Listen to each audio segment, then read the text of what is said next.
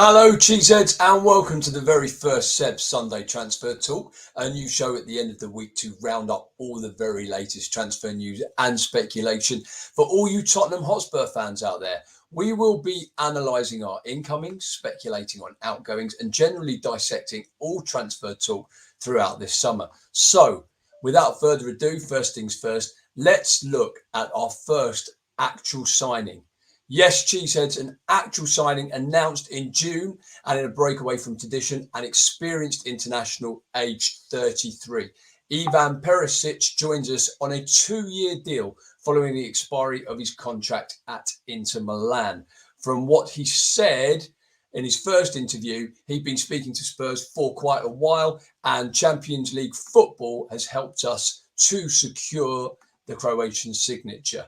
This signing perhaps shows that it is Antonio Conte together with Director of Football Fabio Paratici that will be deciding Spurs' summer transfer targets, and is a sea change from the types of signing previously seen under Steve Hitchin, under Daniel Levy. Indeed, it could be said that not since the signing of Edgar Davids under Martin Jol have Spurs signed a proven winner in their mid-30s to add both experience and expertise to what is quite a young squad. Now, let's have a deep dive into some of the statistics that make Ivan Perisic such a good signing for Tottenham. I think we can say it makes pretty good reading for any player playing his trade at the top level of European football. Perhaps the most important thing to say is, despite his age, he shows no signs of slowing down. The 2,860 minutes from last season at Inter Milan equate to just over 31 games, and that's an increase from the 20 games the season before. Also, if we have a look at the breakdown of positions played, what I really want to draw out here is his goals and assists when playing down the left-hand side. If we look at the AML line, the second line down, where obviously he's playing left attacking midfield, we can see he has a total of 57 goals or assists in around 100 games, which equates to roughly 0.54 goal involvements per game. And at wing back, shown here in line 11 or DML, I'm assuming that is left wing back, he has 20 goal involvements in 49 games. Now, this equates to 0.45 goal involvements per game. Slightly down, but obviously playing a little bit further back, but still a fantastic output. Both of these stats make a fantastic contribution to any team. And I think we can expect to see Perisic line up in a number of different positions for Spurs, but be equally as effective. The question that Perisic's arrival poses, of course, is what does this mean for Sergio Reguilon? Could we perhaps see Real Madrid exercising their buyback clause? It became apparent towards the end of last season that Conte's favoured person in that left wing back position was Ryan Sessegnon. And with the arrival of Perisic, it could be that Sergio Reguilon finds himself out of the team, perhaps even out of the squad. If Spurs can get back the money they paid originally, rumoured to be around 27 million euros, then I think that we may well see Reguilon out of the door. Next up, the signing or supposed signing of Fraser Forster.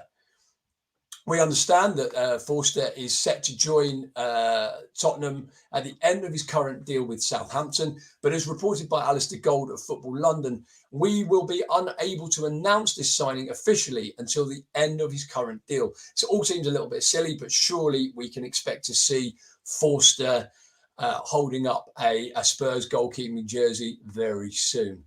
Forster's arrival comes on the back of an impressive season at Southampton, where he made 19 Premier League appearances. And this is just a few short years after being demoted to third choice at Southampton and making just one Premier League appearance. I'm not sure any Tottenham fan expected our first two signings to be aged 33 and 34. But in fairness to Spurs, as I've mentioned before, a little break away from what we've done previously, and both these signings make a lot of sense. So very, very good that we appear to be getting in there early. And certainly in Perisic, we've signed a fantastic player who, as I've shown, shows no sign of slowing down. And then in Forster, another signing. We see Galini go back to Atalanta. And we've got a homegrown keeper, super experienced, and an absolute giant at 6'7", who can come in and be able back up to Lloris. Okay, so that's covered the definite incomings. Now let's have a look at the rumours that have been doing the rounds this week. And first up, a name that some of you might not be familiar with. Tottenham have been strongly linked this week with Alex Scott. No, not that Alex Scott, but this Alex Scott of Bristol City, who at just 18 years old made 39 appearances for the Robins last season. And you can see him as he is set to feature this summer for England's under-19s at the European Championships. He has had an interesting path, having played 14 times as a 16-year-old for Guernsey in the lower leagues of English football before making the instant step up, aged just 17, to play Championship football for Bristol City. It would be interesting to see if this lad is more of an Aaron Lennon type signing, or could he be more of a Jack Clark? Sorry, Franco, had to get that one in there for you. Interestingly, he has played mainly centre midfield for Bristol City, but he did also feature 14 times at right wing back. Could this perhaps be an alternative to the strongly linked Jed Spence? Now, transfer guru Fabrizio Romano says there's been no official bid yet from Tottenham. And there has also been comments linked to Spence, as we can see here, saying that he perhaps like to stay at Nottingham Forest. Now, obviously, he's on loan at Nottingham Forest. This would mean that Nottingham Forest would have to purchase him. But he has been fantastic for them. And obviously, with their rise up to the Premier League, you would expect to see them spend a little bit of money and Spence be a priority. Like Scott, though, he's had just one decent season at Championship level, but with some European clubs, top European clubs also linked, it appears that he is destined for a big future. Now, on to a player that Spurs fans know all about, and it's Christian Eriksen, who again is being linked very strongly with a return to Tottenham Hotspur. However, according to Romano, again, there are many Premier League clubs who are pursuing Eriksen. We believe them to be Brentford, obviously, as well as Leicester and Tottenham.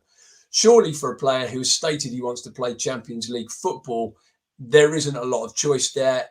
As we know, there are things that mean that he can't go and play in Italy because of his heart condition and the operation that he had to insert a pacemaker type device into his body. Eriksen has also liked a tweet from Ivan Perisic when he joined Tottenham, but it could be a case of putting 2 and 2 together and making 23. As I've said, reported by Romano, that Brentford have made Eriksen an offer and remain hopeful of keeping him at the club past his current deal. Now, Eriksen, as we know, was fantastic, certainly in the first few years at Tottenham, and then impressed Antonio Conte in his time at Inter Milan. I think also we need to look at his stats since his arrival at Brentford. For a player with months out of the game, as we all know, to come in and turn Brentford's season around and pull them away from the relegation zone was fantastic. It's not just about the goal that he scored and the 4 assists. It's his vision and his running output that in those games sent Brentford away from danger. It is interesting, however, to note, as we've mentioned, that Sky are also reporting that Brentford have made him a better offer than what he's currently on to stay. He's surrounded there by Danish internationals and obviously a Danish manager. Could be a pull, but I think we would hope that the pull of Tottenham Hotspur, for those of us that want to see him return, and I am one of those, that Tottenham are certainly in that conversation. Definitely one to keep an eye on. Another link with an Inter Milan player, and the Times have reported this week that Inter Milan are willing to sell Alessandro Bastoni if they can achieve a price of £54 million. However, in this case, it appears that it's Bastoni that is the issue, and he wants to stay at Inter Milan and apparently make himself a club great. So he is unsure of the move. Another left-sided centre-back that is a target for Spurs. It's also Pau Torres. However, the Express this week have reported that he favours a move to Manchester United, which frankly makes him sound slightly unhinged. Other targets that we are looking at include Josko Guardiol, if that's how you say it, I think it is, of RB Leipzig, and Gelson Bremer of Torino. The latter, however, is primarily a right-footed centre-back, but like Christian Romero before him, has just been voted Serie A Defender of the Year. So very interesting possibility. And I think it's fair to say Spurs are prioritising a centre-back. I would expect that to be left-sided, but let's see what happens. Now, we reach a part in the show where we reveal a transfer exclusive. You know, there's a lot of tit for tat on Twitter and YouTube about transfer stories and where they come from. But here at the Cheese Room, we are fortunate enough to have an honest insider who feeds us little bits of information that we then can reveal to you, our loyal viewers and listeners. And so now it is time for Seb's Honest Transfer Exclusive. And this week, as you can see, we can reveal that Spurs are in talks to strike a deal for Liverpool striker Roberto Firmino. The insider has told us that Spurs see him as the ideal understudy to Harry Kane, able to drop deep and link up with two wide strikers, as he has done so well for Liverpool over the last few seasons. Firmino is about to enter the last year of his Liverpool contract and could be available for as little as £20 million. Now, we've covered this week's possible incomings. It's time to round up the possible outgoings at Spurs in what is sure to be an intriguing summer, as Antonio Conte looks to have been given license to clear the decks and rejuvenate the squad. First up is Harry Winks. Much to callers' joy, there appears to be a decent amount of interest in the England midfielder. The Mail Online have reported that Sevilla could be prepared to offer 17 million euros, while the Mail have reported that Fulham are also interested. The Express have mooted the possibility of Winks being used in part exchange to lure Southampton into selling James Ward-Prowse, although that appears to be guesswork on their part rather than anything with any substance to it.